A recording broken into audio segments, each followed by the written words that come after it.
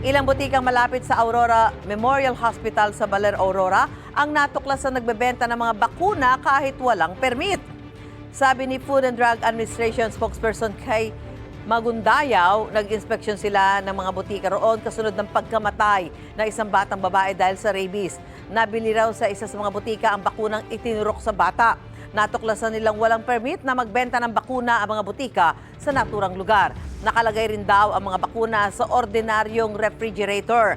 Ayon sa FDA, may tamang temperatura at storage na sinusunod para mapanatiling epektibong ang bakuna.